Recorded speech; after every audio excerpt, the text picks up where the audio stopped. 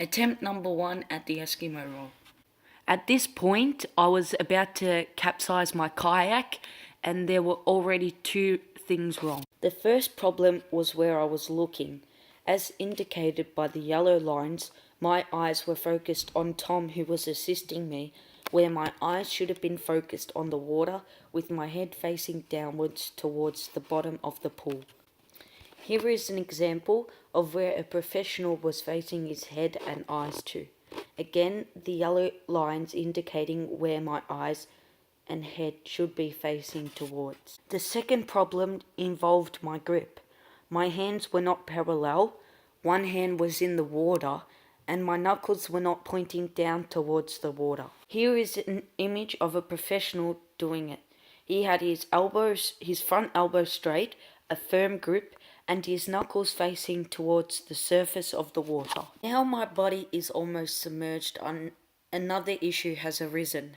My head does not enter the water facing downwards, therefore making my hips twisted and head facing the wrong way.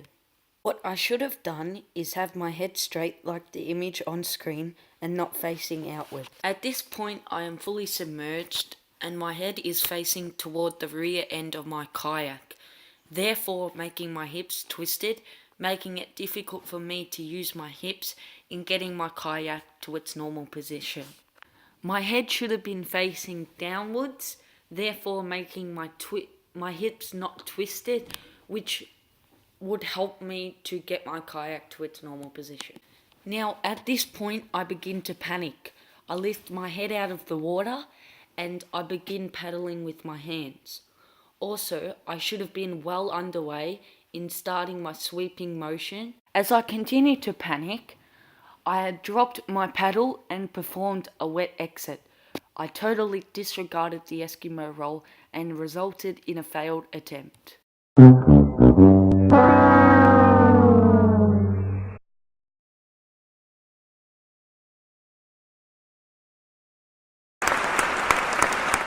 Attempt number 2.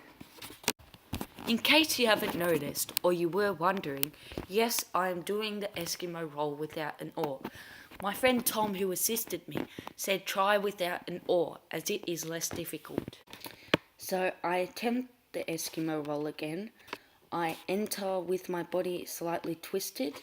I also began to paddle as the previous attempt. At this point, after I enter the water, I start paddling and I keep my head under the water, which is better than the previous attempt, but then Tom is soon to pick me up and to bring me back to my normal position. Overall, my performance in both attempt 1 and attempt 2 were rather poor. I was not able to successfully complete the Eskimo roll. I could blame part of that on my absence. Due to illness, I only attended 3 lessons in the pool.